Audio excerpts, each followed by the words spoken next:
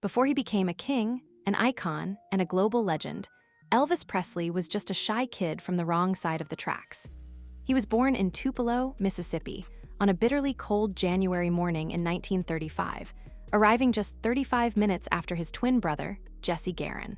That tragic, stillborn delivery was more than a family loss. It cast a long shadow over Elvis's entire life. He grew up as an only child, but he carried a silent, almost spiritual closeness to his lost twin, a bond that drove him deep into his own world. His relationship with his mother, Gladys, was something truly special. It was the kind of fierce, protective love that could only be forged in the fire of poverty and hardship. The Presleys had very little. They moved around constantly, living in homes they could barely afford, and sometimes relying on the kindness of neighbors and government aid to get by. But in the midst of their struggles, there was a wellspring of inspiration, the Assembly of God Church. It was there, surrounded by the powerful, emotional music of gospel, that a young Elvis first felt the stirrings of a different kind of calling. His early school years gave no hint of the rock and roll hurricane to come. He was just an average kid, a quiet boy who teachers thought was nothing remarkable. But on a crisp autumn day in 1945, something shifted.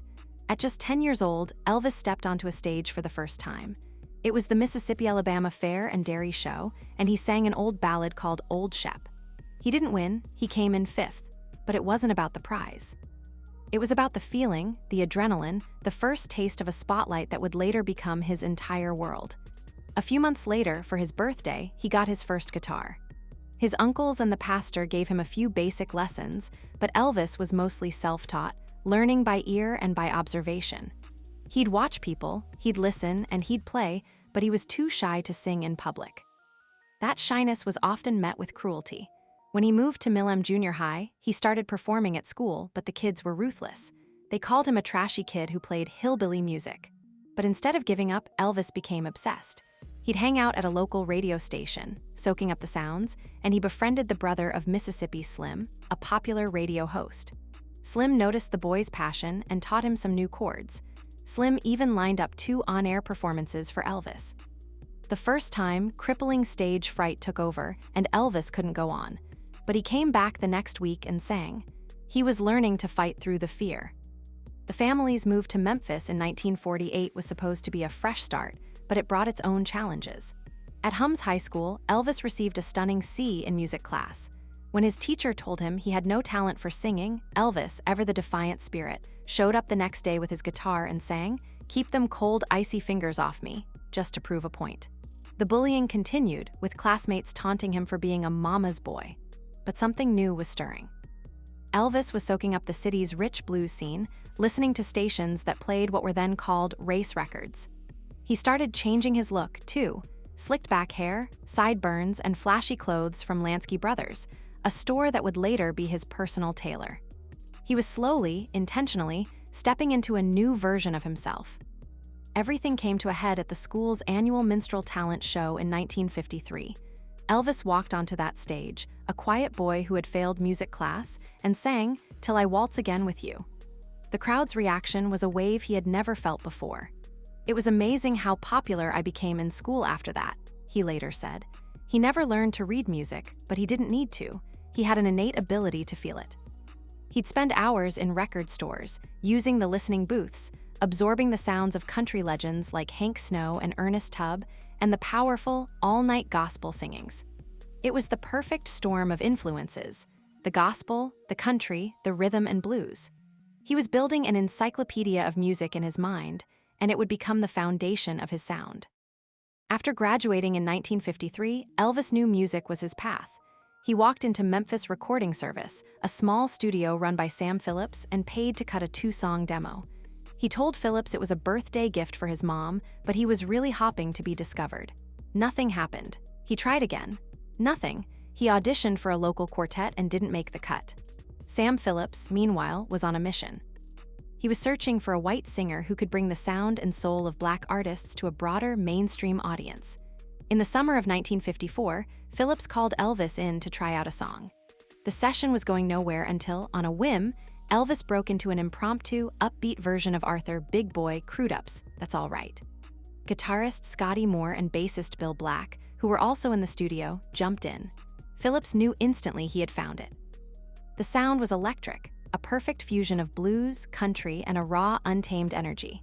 3 days later, Memphis DJ Dewey Phillips played "That's All Right" on his radio show. The phones went absolutely wild. That first single, backed with a rockabilly-infused version of "Blue Moon of Kentucky," was the start of an avalanche. A shy boy from Tupelo who couldn't read a note of music had just changed everything. But that was just the beginning. The real storm was still to come. The boy from Tupelo was gone. In his place stood something new, something electric and dangerous. On January 10, 1956, Elvis Presley stepped into RCA Victor's Nashville studio for his first major recording session. The energy was palpable. With his signature band and some new additions, they recorded Heartbreak Hotel. A few weeks later, it was released, and a shockwave rippled across the country. But behind the scenes, a different kind of genius was at work. Colonel Tom Parker, a man who saw Elvis not just as an artist but as a product, was moving with a ruthless speed. He landed Elvis a 6-appearance deal on CBS's stage show, and after his first performance, Parker kept him in New York to record more songs, including a fiery cover of Blue Suede Shoes. That same month, Parker officially became his manager, and the world was about to witness a masterclass in modern celebrity management. On March 23rd, RCA released Elvis's self-titled debut album. It was a chaotic, brilliant blend of country, pop, and R&B, and it became the first rock and roll LP to ever top the Billboard chart. But more than just the music, it was the image. Elvis, with his guitar, his sly grin, and his rebellious sneer, turned the instrument into a symbol of teenage freedom. He wasn't a virtuosic guitarist, but he was a masterful showman. On April 3rd, he made his debut on the Milton Berle Show aboard a U.S. Navy ship, and the crowd of sailors and their dates went absolutely wild. Just days later, his plane almost went down, but the show went on. By the end of April, Heartbreak Hotel was his first #1 pop hit. Then came the Las Vegas shows. The older, conservative crowd at the New Frontier Hotel was not ready for him. A Newsweek review famously quipped that Elvis was like a jug of corn liquor at a champagne party. It wasn't a hit, but in the middle of it all, Parker landed Elvis a 7-year film deal with Paramount Pictures. The Colonel was always thinking 3 steps ahead. The real storm, however, was about to hit. On June 5th, Elvis returned to the Milton Berle Show. At Berle's suggestion, he ditched the guitar and performed a slower, more provocative version of Hound Dog. He gyrated and shimmied with a raw, animalistic energy that sent the studio audience into hysterics. But the reaction from critics and a horrified public was swift and harsh. They called him vulgar, animalistic, and unfit for family viewing. Ed Sullivan, the king of Sunday night television, vowed he would never have Elvis on his show. He was now officially Elvis the Pelvis, a nickname he absolutely hated. Despite the backlash, the ratings for Berle's show soared. When Elvis was forced to sing Hound Dog to a bassett hound on the Steve Allen Show, a move designed to tone him down, he later called it the most ridiculous performance of his career. But the controversy only fueled his fire. In Memphis, he told a crowd, "Those people in New York are not going to change me at all. I'm going to show you what the real Elvis is like tonight." He recorded Hound Dog with a ferocious energy, and it was released as a double-sided single with Don't Be Cruel. It stayed at #1 for 11 straight weeks, proving that the public, and especially the teenagers, were firmly on his side. But the establishment was not giving up. A judge in Jacksonville, Florida, ordered him to tone down his act. In response, Elvis stood on stage and barely moved, wiggling just his pinky finger in a moment of brilliant, defiant sarcasm. The Colonel, meanwhile, was crafting a master plan. The ultimate move was to send Elvis into the army. It was a strategic, manipulative stroke of genius.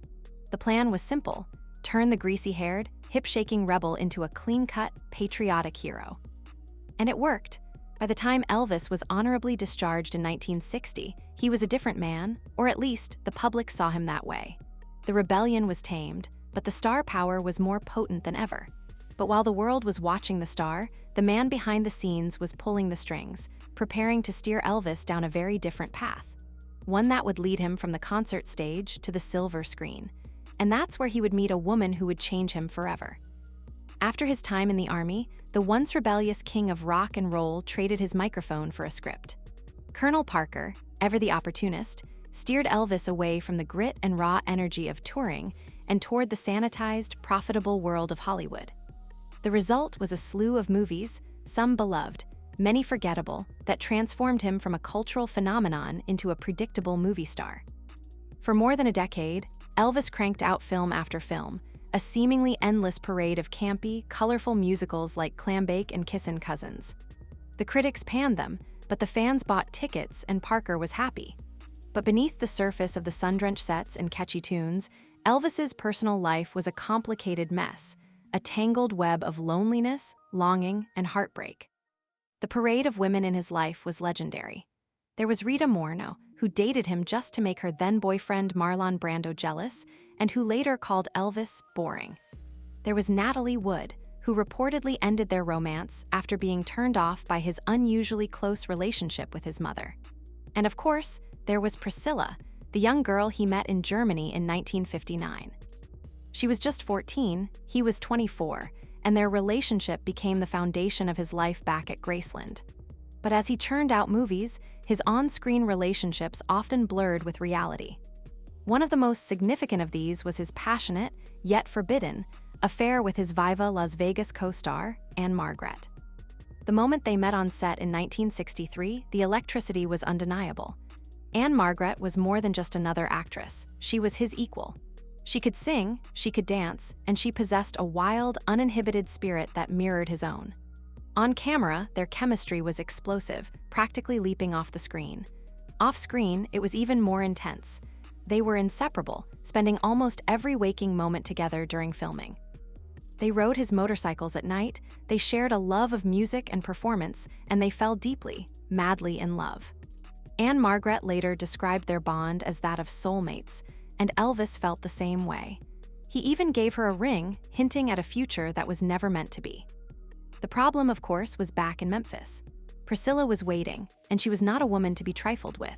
She had no idea what was happening in Las Vegas until a tabloid exposé splashed the shocking news across the front page. When Priscilla found out just how serious the affair was, all hell broke loose. As she later recounted in her memoir, she flew into a rage, picking up a flower vase and hurling it across the room, shattering it against the wall. Her volcanic reaction worked. Before long, Elvis ended things with Ann-Margret.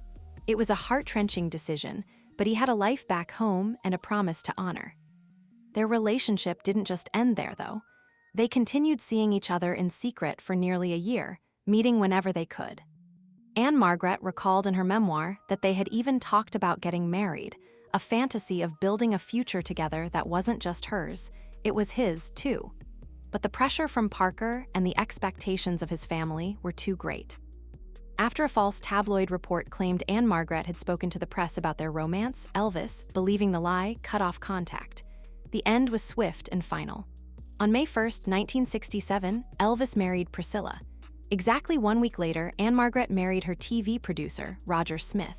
The timing felt almost tragic. Everyone expected the feelings to fade, but they were wrong. The love between them never truly died.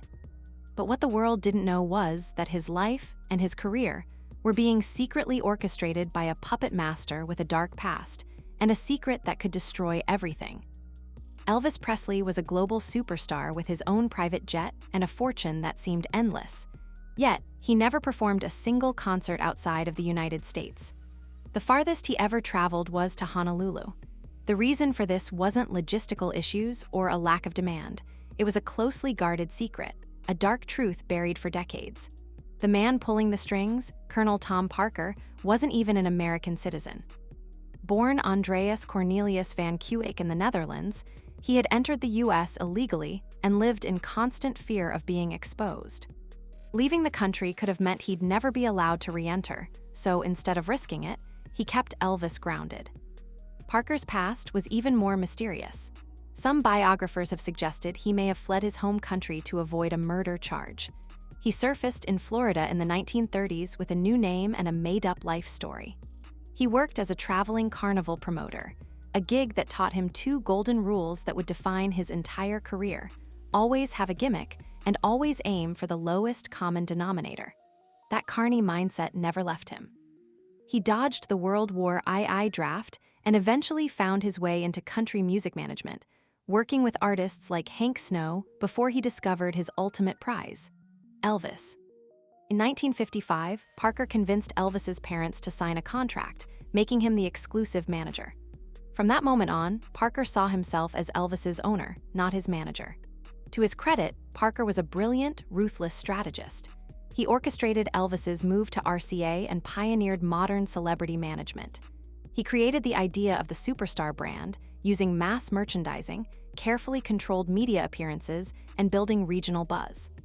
When Elvis was drafted into the army, Parker pulled strings to ensure a relatively easy posting in Germany, all part of his plan to rebrand Elvis from a rebellious teen idol into a patriotic hero. But the deal was far more manipulative than it appeared. Parker took a whopping 25% of everything Elvis made, a huge cut for the time. But the real scheme was in the details. Biographers later exposed how Parker would take his 25% of a movie salary and then claim half of the profits on top of that, arguing his promotional work was a joint venture. The same shady math applied to record deals. Then there was the publishing hustle. Parker insisted that Elvis receive half the publishing on any song he recorded. Many songwriters refused to give up their rights, but others went along, giving Elvis a co-writing credit on massive hits like Heartbreak Hotel and All Shook Up, even though he had little to no involvement in writing them.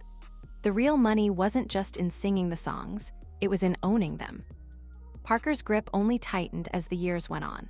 In the late 1960s, he masterminded Elvis's triumphant return to live performance with a record-breaking comeback special, then landed him $1 million a year residency in Las Vegas. It was a huge contract, but it also became a gilded cage. Las Vegas fueled Elvis's drug dependency and paranoia, and it became the site of Parker's personal downfall, a crippling gambling addiction. As Elvis's health deteriorated, he reportedly began looking for a new manager. But when the king finally died in 1977, the colonel wasn't at the funeral. Instead, he was in New York, working on new Elvis product deals. He kept cashing in on Elvis's legacy for years, but in the end, it all fell apart. Of the estimated $100 million he made from Elvis, less than $1 million was left when Parker died in 1997. Most of it had been gambled away. The man who helped create a legend also helped break the man behind it. His legacy was one of brilliant exploitation and a devastating secret that followed Elvis his entire career. But Parker's manipulations weren't the only forces at play. Elvis was also trapped by his own personal demons. The man who once moved with a raw, electrifying energy on stage had become a prisoner in his own home. By the mid-1970s, the king was no longer the defiant rebel. He was a recluse, a shadow of his former self trapped within the walls of Graceland. His decline was a slow, agonizing descent fueled by a crippling addiction to prescription medication. The glamour and the stardom were a facade, hiding a man who was bloated, sick, and deeply isolated. It wasn't a sudden collapse, but a gradual, tragic erosion of his mind and body. The final years were a heartbreaking contrast to the vibrant young man who had once shocked the world. The enabler in all of this was his longtime physician, Dr. Nick Nishapoulos. Initially treating Elvis for what was described as saddle pain, Dr. Nick's care quickly spiraled into a full-blown dependency. Over the years, he reportedly prescribed tens of thousands of doses of addictive pills. Dr. Nick later claimed he was only trying to keep Elvis from getting drugs on the street, a flimsy excuse that was shockingly accepted by a jury when he was tried for overprescribing. He was acquitted twice, but his reckless behavior finally caught up to him in 1995 when his medical license was permanently revoked. Elvis's health became a ticking time bomb. The pills, painkillers, sleeping pills, tranquilizers, and barbiturates created a vicious cycle of abuse. The opiates he was taking caused severe chronic constipation, and to counteract it, he'd take more medication, creating a feedback loop of destruction. He was also suffering from glaucoma and type 2 diabetes. His body was a battlefield of warring illnesses and addictions, and the people around him, the infamous Memphis Mafia, were more concerned with enabling him than saving him. They were paid handsomely to cater to his every whim, and his drug use was no exception. The end came in the summer of 1977. On August 16th, Elvis's girlfriend, Ginger Alden, found him unresponsive, face down on the bathroom floor of Graceland. He was rushed to the hospital, but it was too late. He was just 42. The official cause of death, according to the lead pathologist, was cardiac arrhythmia, and he insisted that drugs were not a factor. This was a blatant cover-up, made at the family's request to protect his image. It was a lie the world wanted to believe, but the truth was spelled out in the toxicology report. Elvis's blood was teeming with astronomical levels of powerful drugs.